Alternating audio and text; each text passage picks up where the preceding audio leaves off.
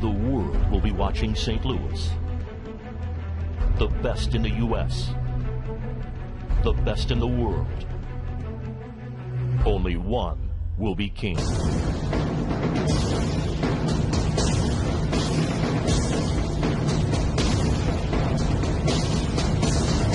Sinquefield Cup. Information at stlouischessclub.org.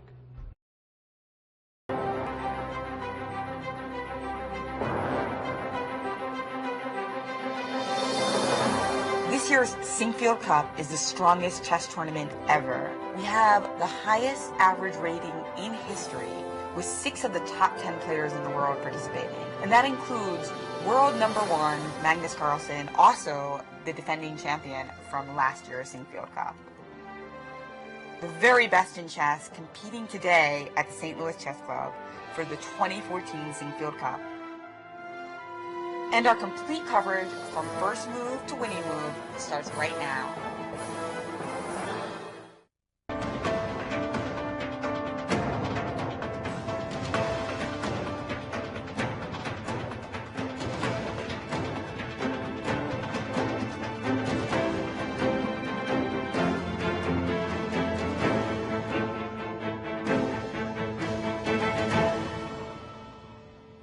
Hi folks, John Cordisco back again. Round 8 of the second annual Sinquefield Cup, the highest average rated tournament in the history of chess. And I'm proud to say it's right in the heartland of the United States where I live, right in St. Louis, Missouri. Anyway, this is a key game. It's Fabiano Caruana, who's won 7 in a row against the highest rated players in the world, against the current world champion and highest rated player ever, Magnus Carlsen. It's going to be a Marcosi bind, which I kind of like. Caruana is white. Carlsen, the world champion, is black. And I've always liked this Marcosi bind setup with the pawns here and here. Kind of clamps down because what happens is the squares that those pawns control are very key. Knight f6. Knight c3. d6, f3, very common in the Sicilian, where you'll use the pawn here to reinforce the e4 pawn. It weakens your king side a little bit, but it's more than acceptable. Knight takes, queen takes, bishop.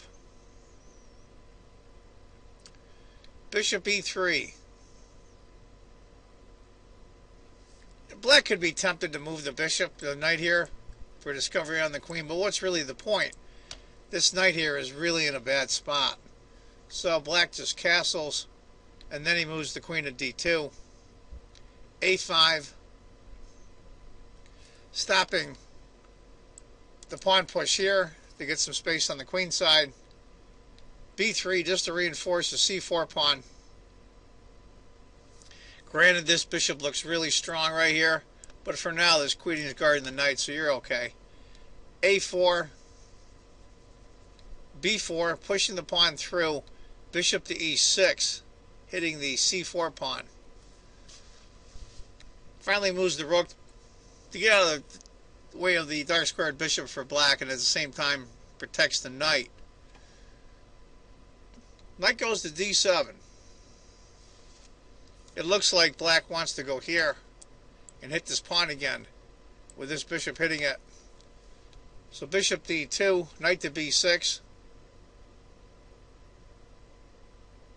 and knight to b5.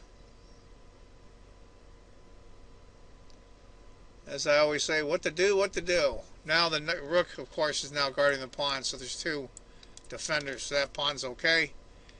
a3. I don't know if I'd like that pawn in the 6th rank like that, but knight to d4, hitting the bishop. Bishop comes back. Magnus wants to keep the light squared bishop. Actually, both of his bishops are good. They say if your center pawns are on squares, the same as your bishop, that's the bad bishop, but Carlsen has no center pawns, and his bishops have free reign here. h4. Notice white hasn't castled yet. I'm a little surprised. Of course, these guys are all in theory still. There's no question. h5, just to stop the pawn advance. g4. Open it up anyway. H takes, F takes, E5. He lashes out. Now the only thing I don't like about that is now this pawn is really weak and it's backward. And of course Magnus knew that. When he moves the knight, bishop c6. Now the queen's guarding that pawn. Bishop f3. It seems like that bishop's in a tough spot, but he's guarding both of these pawns. I heard it say once where bishop is just basically a large pawn, but he's protecting a very important pawn. That e4 pawn is very important. Same with the g4. That bishop will get out eventually.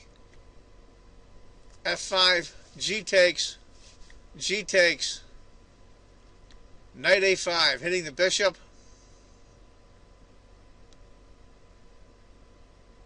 f4, shutting down the bishop.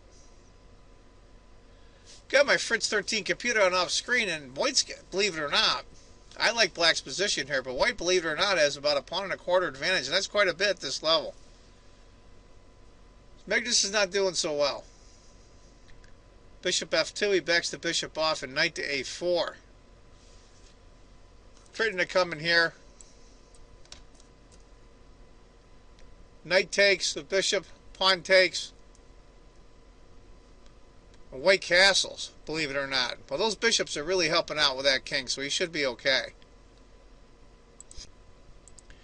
If White had gone h5, which was a computer suggestion, because that bishop's got a really good eyeball on that pawn, so he's okay. And Black doesn't have a light-scarred bishop, so it would be hard getting that pawn. Bishop to f6. This is about a pawn and a quarter advantage for White. But White castled instead. c5. And Caruana just closed it up with b5.